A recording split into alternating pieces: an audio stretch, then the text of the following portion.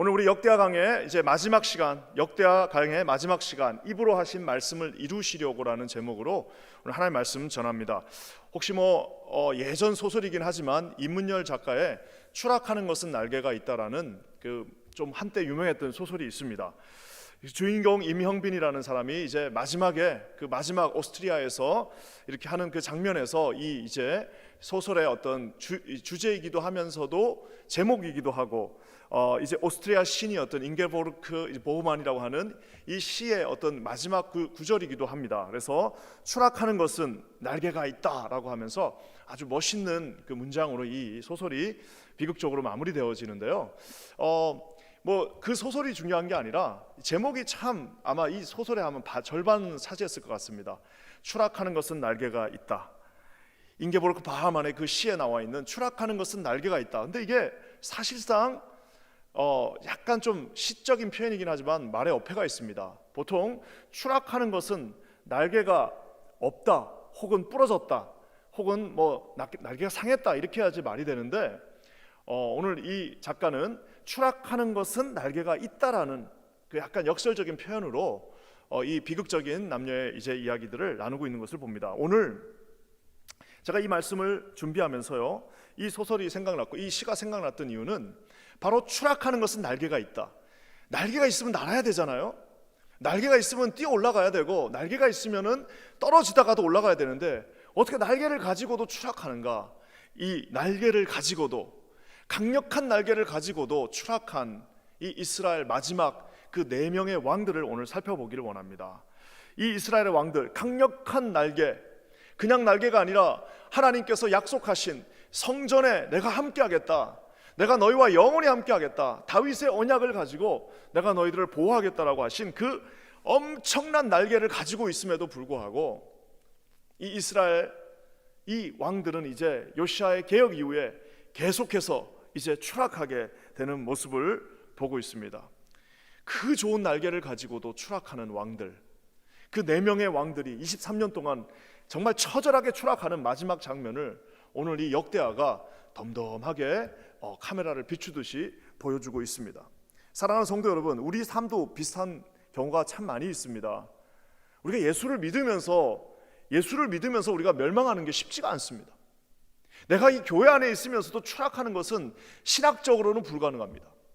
내가 예수 안에 있으면서 내가 추락하는 것은요, 신학적으로는 불가능하지만 그 불가능을 뚫고 그것을 가능하게 만들어버리는 사람들이 이 시대 이 교회 가운데 있습니다.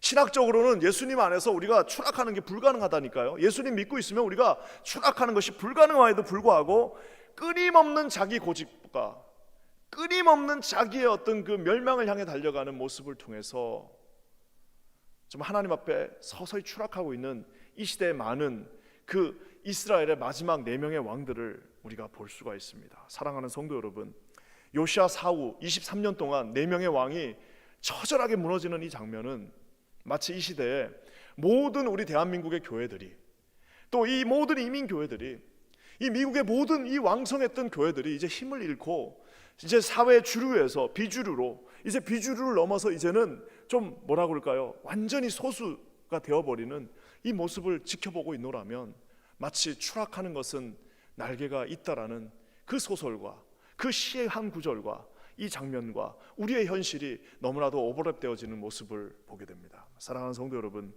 이 4명의 왕들, 그 요시아 왕의 결국에는 이제 세 명은 요시아 왕의 아들들이고 1명은 요시아 왕의 손주입니다. 어떻게 이렇게 처절하게 망할 수 있을까요? 먼저 여호아하스입니다. 요시아의 4번째 아들인데요, 여호아하스가 왕이 됐습니다. 왕이 되고 나서 3개월 만에 애굽 왕이 쳐들어왔어요. 왕이 됐으면 좀 이 정신을 차리고 좀 자기 주관을 내려놓고 지금 상황이 어떻게 돌아가는가를 봐야 되는데, 이 젊은 혈기 있는 왕이 되자마자 어떻게 했습니까? 애굽하고 한 번 더 싸우겠다. 자기는 힘이 하나도 없는데, 자기는 지금 아무것도 없는데 싸우겠다라고 어떻게 보면은 그렇게 막 기고만장하게 나가다가 3개월도 안 돼서 이 애굽의 왕이 와가지고 어떻게 했습니까? 그를 완전히 축출해버리고 그 왕을 이집트로 끌고 가버립니다. 그러면서 엄청나게 많은 그 전쟁 위약금을 그들에게 물게 하는 모습을 봅니다. 결국에는 예레미야 예언처럼 이 여호아하스는 결국에는 이집트 땅에서 비참한 최후를 맞이하게 됩니다. 자, 이제 그러고 나니까 여호아김이라고 하는 여호아하스의 형제이기도 하고 요시아의 둘째 아들이기도 합니다. 이 여호아김을 이제 왕으로 또 세웠습니다. 왕으로 세웠는데요, 11년 동안 왕으로 있으면서 아니 자기 형이 그렇게 자기 동생이 그렇게 축출되는 모습을 보면 좀 잘할 법도 한데 많은 악행을 저질렀다라고 얘기합니다. 심지어는요, 선지자가 와서, 그 당시 선지자는 지금의 목회자들하고는 좀 다릅니다. 그 당시 선지자는 하나님이 직통 계시를 주신 분들이에요.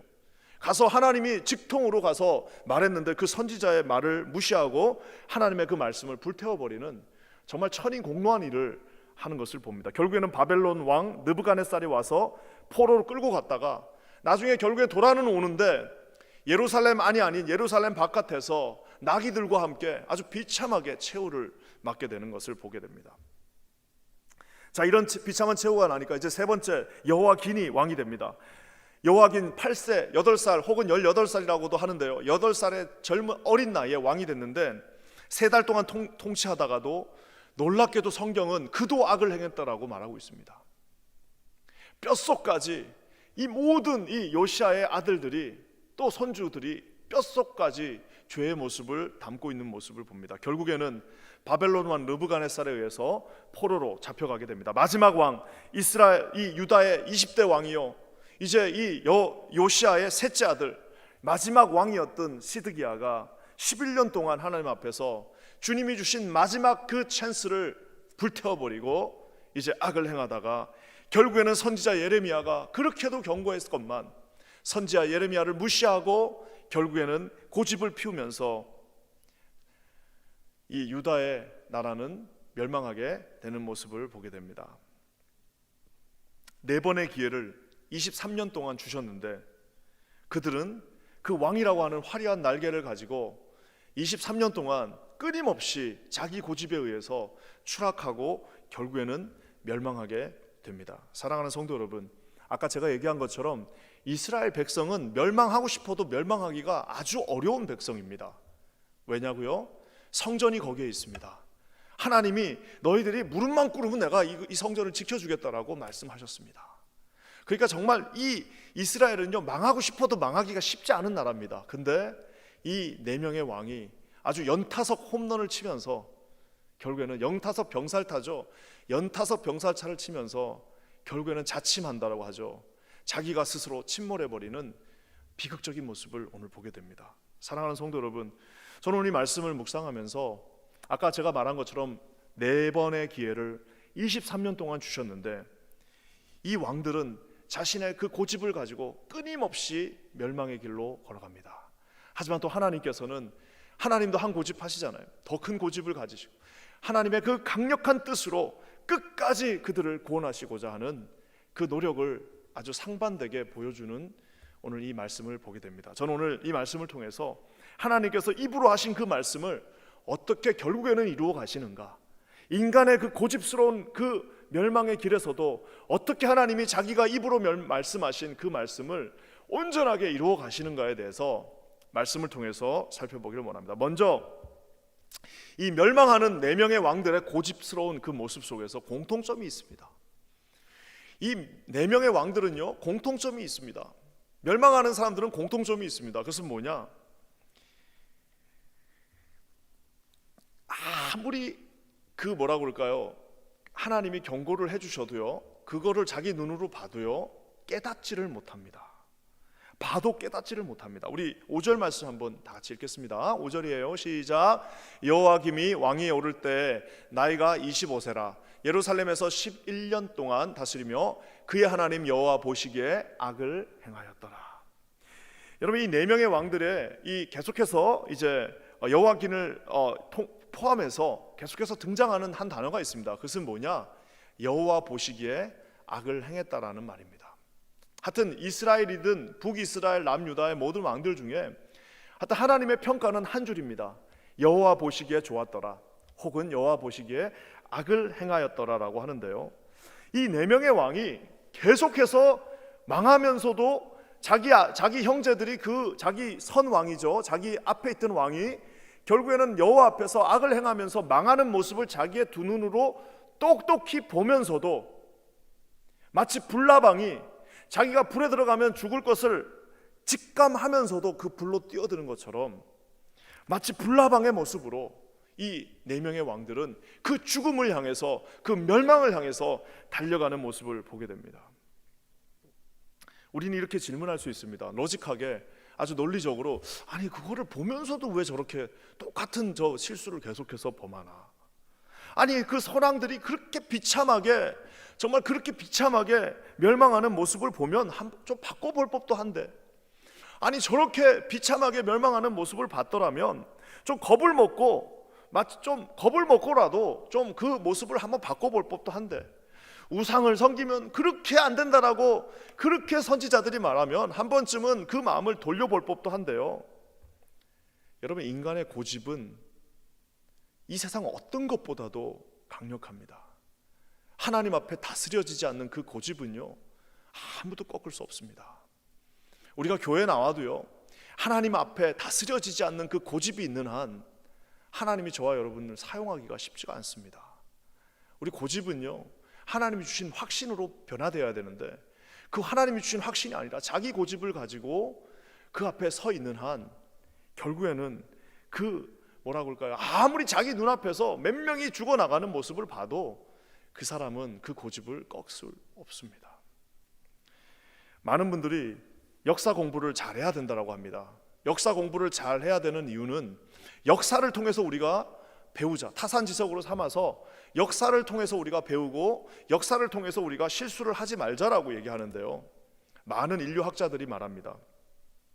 인간은 결국에는 역사를 통해서 배울 수 있지 않다라고 결국에는 주장합니다. 왜요? 인간은 역사를 통해서 전쟁을 하면 서로 고통스럽다는 것을 역사를 통해서 너무나도 잘 알고 있습니다. 그래도 또 전쟁을 합니다. 인간은 서로 싸우면 망한다는 사실을 알고 있어요. 근데도 또 싸웁니다. 왜?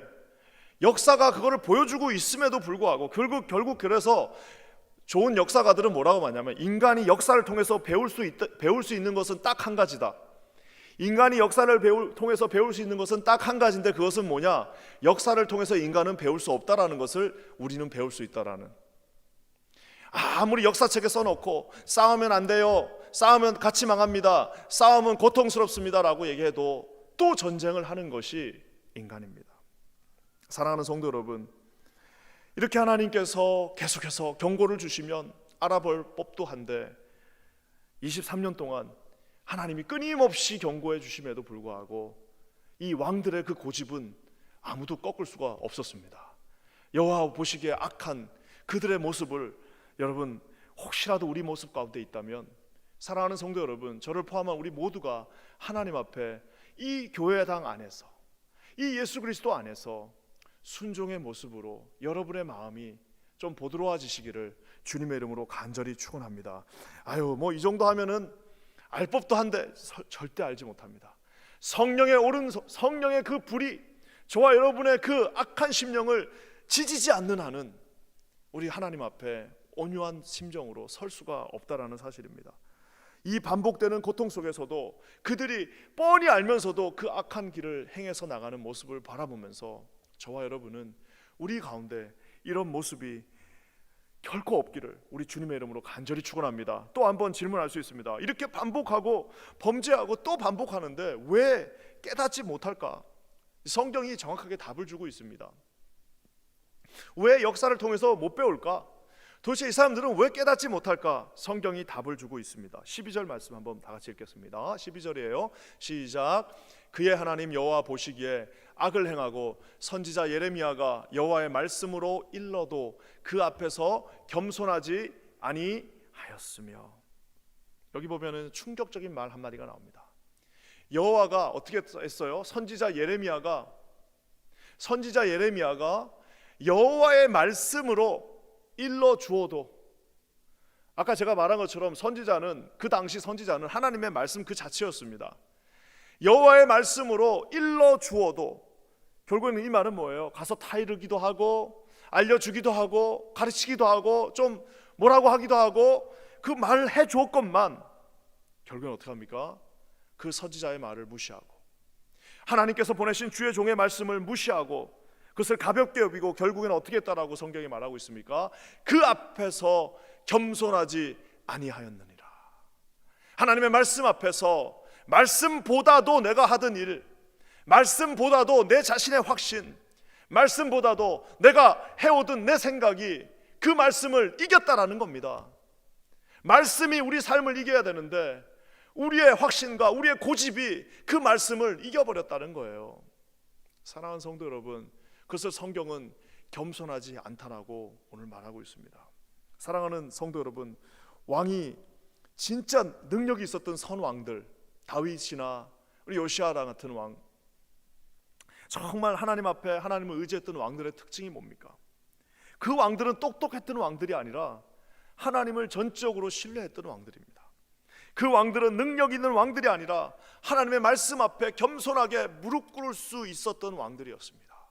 그 왕들은 진짜 무슨 계략을 짜고 그 왕들이 무슨 작전을 짠 사람들이 아니라 하나님이 보내신 선지자의 말씀에 겸손하게 무릎 꿇은 자들이 하나님께서 축복해 주신 그 선왕들이었다는 사실입니다. 사랑하는 성도 여러분, 선지자들을 무시한 것이 아니라 결국에는 하나님을 무시했던 것입니다.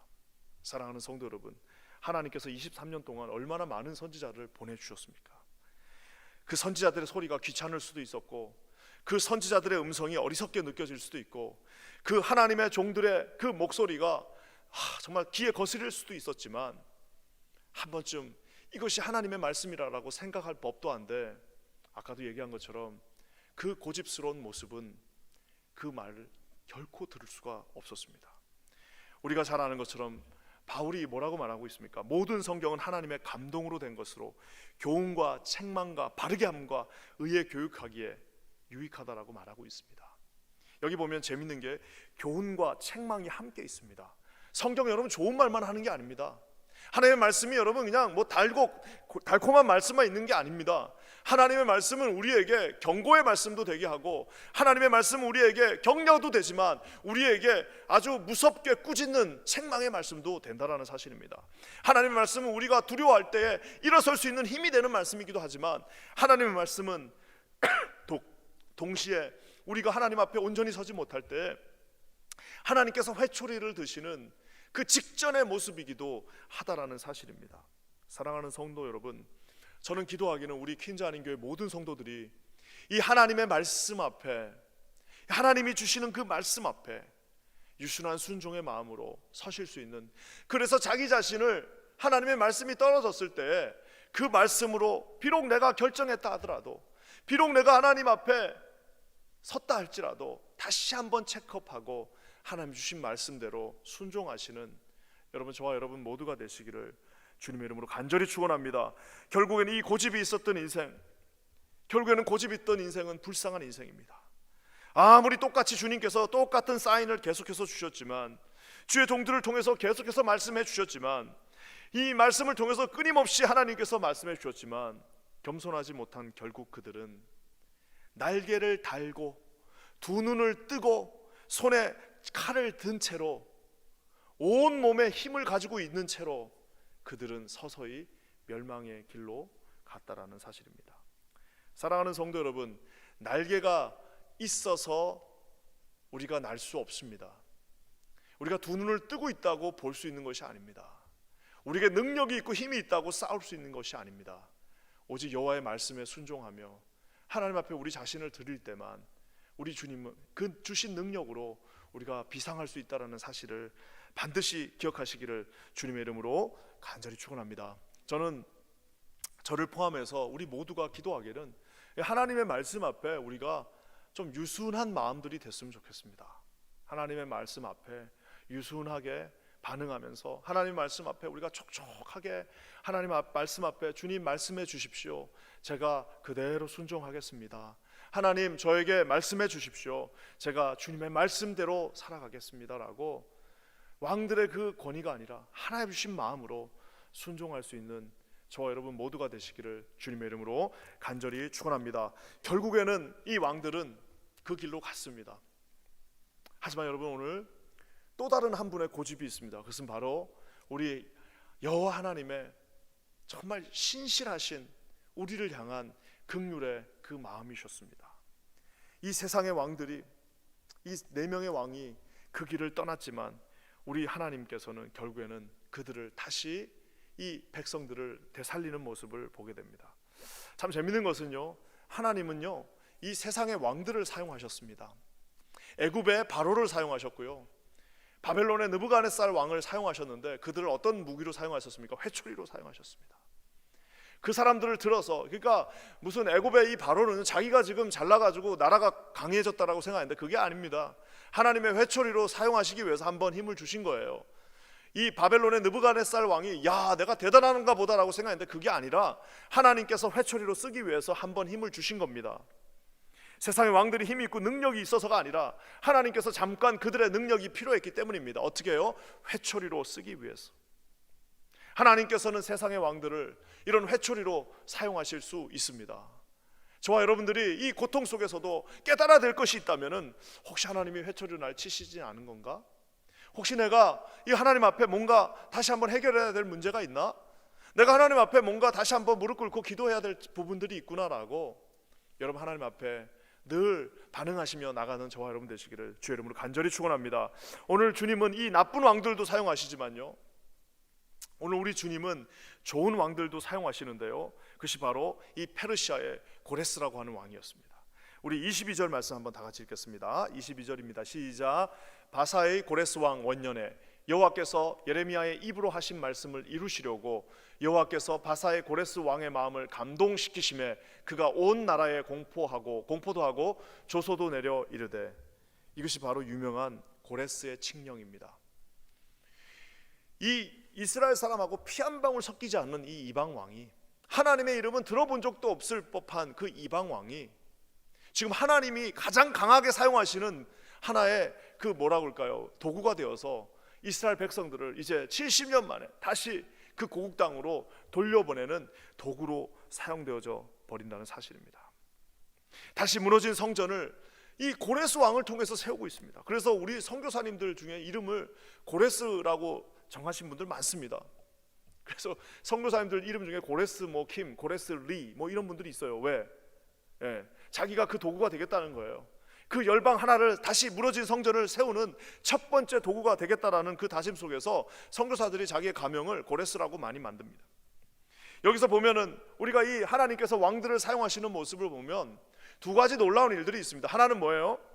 믿지 않는 자들도 하나님이 일하시면 그들이 사용되어진다는 겁니다. 믿지 않는 자들도 하나님이, 오늘 우리가 그들이 필요하다면 하나님은 믿지 않는 자들도 우리를 위해서 사용하신다는 겁니다. 그것이 좋은 도구가 될 수도 있고 아주 나쁜 도구가 될 수도 있지만 어쨌든 간에 하나님께서는 믿지 않는 자들조차도 다스린다는 사실입니다. 사랑하는 성도 여러분, 우리가 이 나라의 대통령을 위해서 기도하고 이 나라의 지도자들을 위해서 기도하는 이유가 뭡니까? 그들이 비록 믿든지 안 믿든지 간에, 여러분 그거는 그들의 신앙의 문제지만 더 중요한 것은 뭐냐면은 믿든지 믿든지 않는 간에 세상의 모든 왕들은 하나님의 100% 컨트롤 아래 있다라는 사실입니다. 아무리 그가 나쁜 왕이라 할지라도 그 왕도 하나님께서 컨트롤 하신다는 겁니다. 하나님의 이 영광이 세상 모든 왕들을 다스리고도 남음이 있다라는 사실이 놀라운 겁니다. 또 한 가지 놀라운 것은 하나님은 그 도구들을 선하게 사용하실 수도 있고요, 아주 지저분하고 아주 그냥 뭐라고 할까요? 아주 악하게도 사용하실 수 있다라는 겁니다. 저는 이 말씀을 묵상하면서 한 가지 다짐하게 되는 건, 하나님, 만약 내가 하나님의 도구로 사용되어진다면 이왕이면 축복해 주는 도구, 고레스와 같이 그 70년 동안 기다렸던 그 백성들에게 야 너희들 가라, 내가 곶감문 풀어 넣어가지고 그거 다 줄 테니까 가지고 가서 니네 그 나라 가서 멋지게 한번 하나님 섬겨봐라. 얼마나 멋있습니까?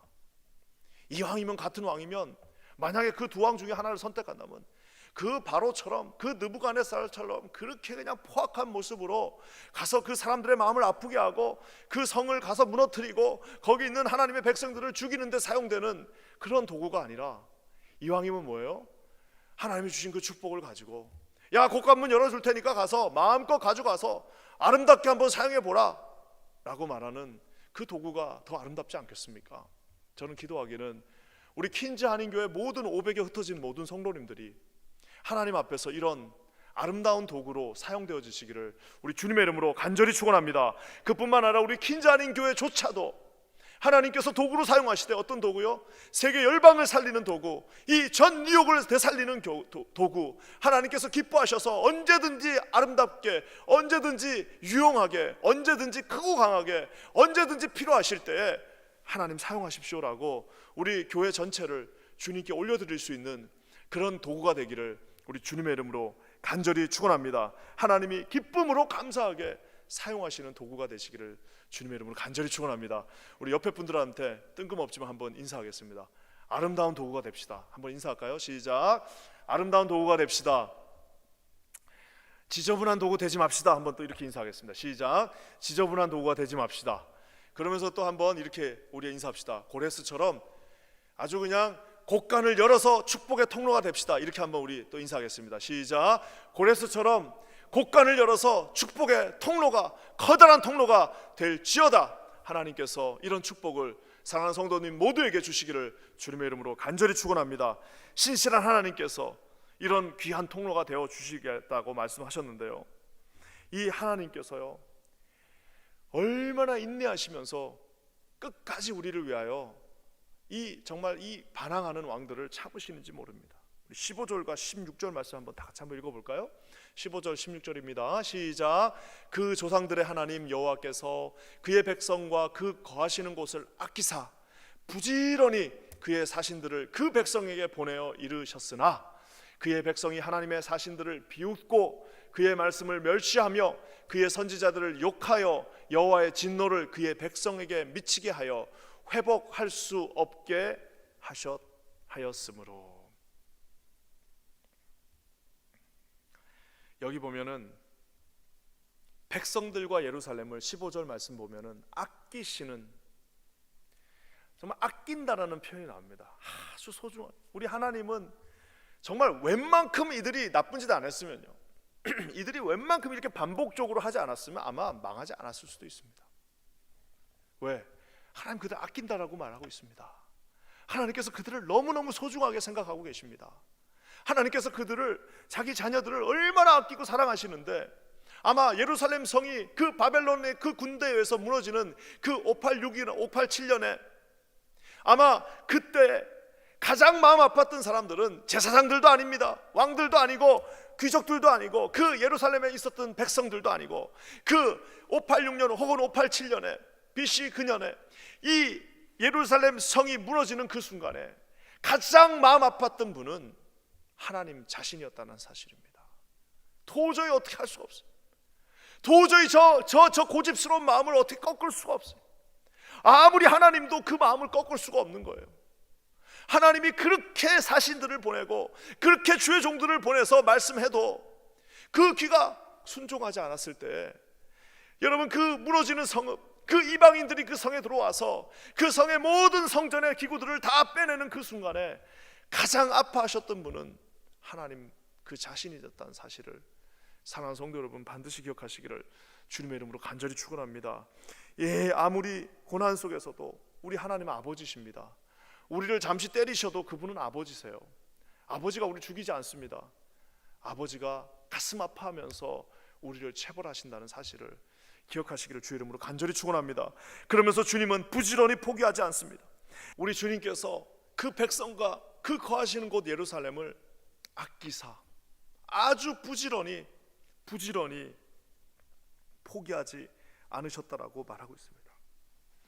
악한 왕들이 대놓고 아주 악을 행할 때 23년 동안 아주 대놓고 하나님이 뭐 있는지 없는지 무시하면서, 하나님 말씀 무시하고 하나님의 선지자들 주의 종들 무시하면서 그저 뭐 있는 듯 없는 듯 너는 너대로 해라 난 내 길 간다라고 하는 그 순간에 우리 주님께서는요 23년 동안 부지런하게 선지자들을 또 보내고 또 보내셨다라는 사실입니다.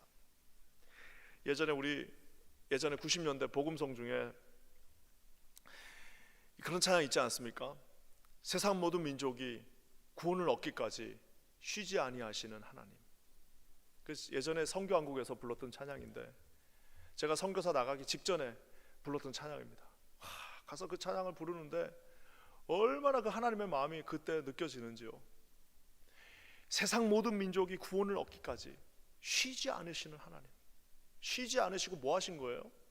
계속해서 주의 종들, 그 선교사들 이 땅 저 땅 구석구석까지 보내셔서 어떻게 해서든지 구원하시기 위해서 쉬지 아니하시는 하나님의 그 마음을 느끼면서 제가 거기서 엉엉 울었던 기억이 납니다.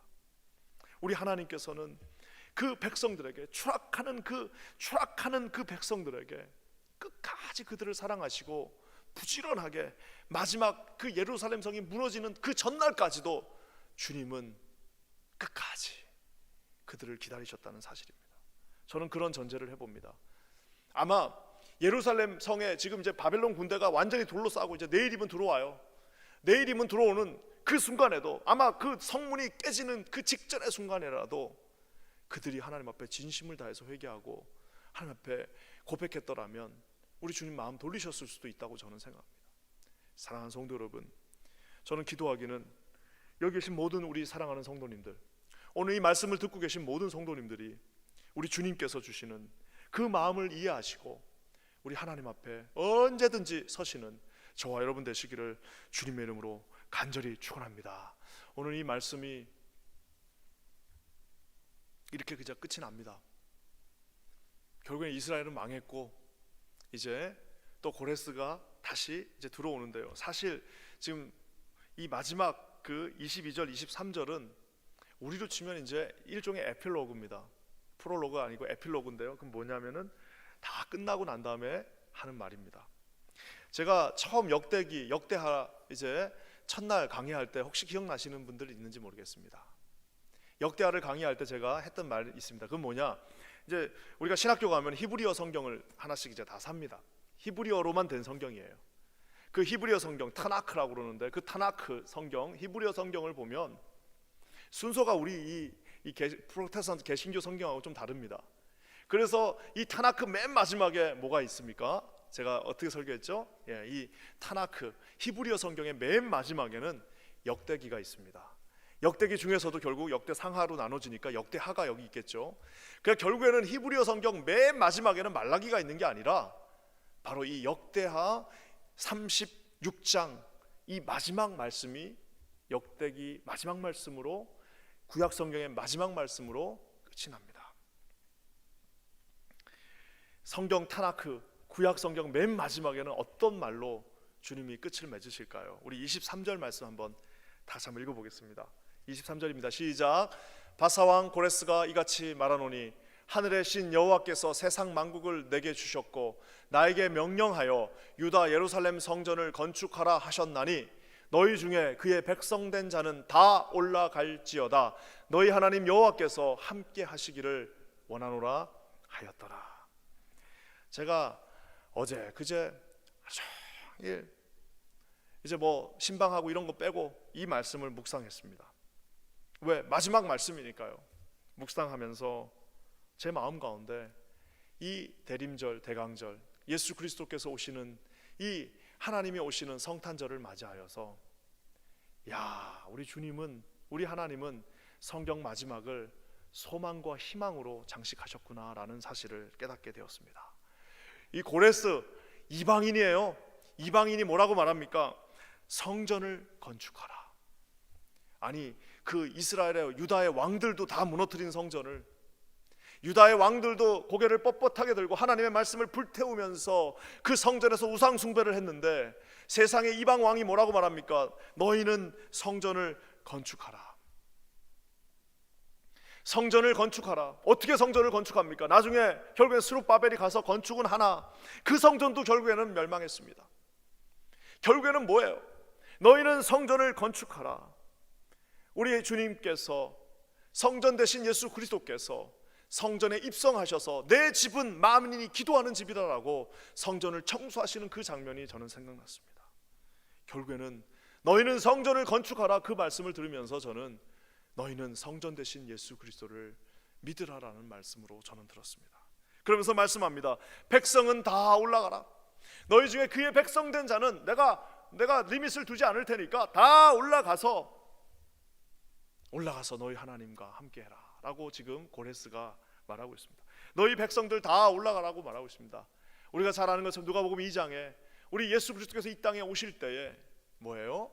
목동들과 그 동방 박사들이 먼저 보고 주님을 경배하러 그곳에 왔습니다. 백성들 다 올라가라. 누구든 예수 그리스도를 믿는 자들은 다 그 성전 대신 예수 그리스도께로 올라가서 그를 경배하고 그를 찬양할지어다라고 이 마지막 이 타나크의 이 구약 성경의 마지막 36장 23절이 말하고 있습니다. 하지만 그러면서 또 뭐라고 합니까? 마태복음 1장, 마태복음이 여러분 어떻게 시작됩니까?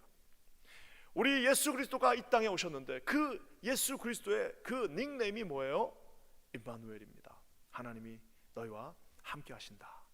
결국엔 마지막 이 구약 성경을 마무리하면서 너희 하나님 여호와께서 함께 하시기를 원한다라고 이방인의 입술을 빌어 우리 하나님이 우리 모두에게 소망으로 다가와 주시고 계십니다. 하나님의 그 우리를 향한 신실한 고집의 결정판은 바로 이 역대하 36장 23절을 지나 마태복음 1장으로 시작되는 예수 그리스도가 되신다라는 사실입니다.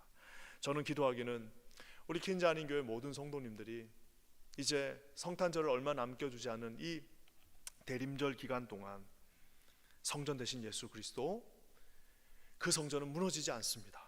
온전한 그 성전 되신 예수 그리스도, 이제는 나와 여러분의 그 마음속에 예수 그리스도께서 성령을 통해서 찾아와 주시고 거하신다고 하신 그 성전 되신 예수 그리스도를 다시 한번 깊이 묵상하시면서 입으로 하신 말씀, 모든 선지자들을 통해서 하신 그 말씀이 예수 그리스도를 통해서 결국에는 이루어졌다라는 그 진리 앞에 사랑하는 성도님들 겸손하게 날마다 순종하시고 무릎 꿇으시고 주님 앞에 아멘으로 순종하시는 저와 여러분 되시기를 주님의 이름으로 간절히 축원합니다. 다 같이 기도하겠습니다.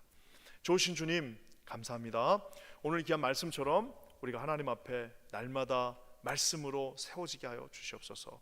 인간의 고집이 아니라 하나님께서 주시는 말씀으로 순종하며 예수 그리스도 앞에 서 있는 모든 인생들 되게 하여 주시옵소서. 주님 감사합니다. 예수님의 이름으로 간절히 기도합니다.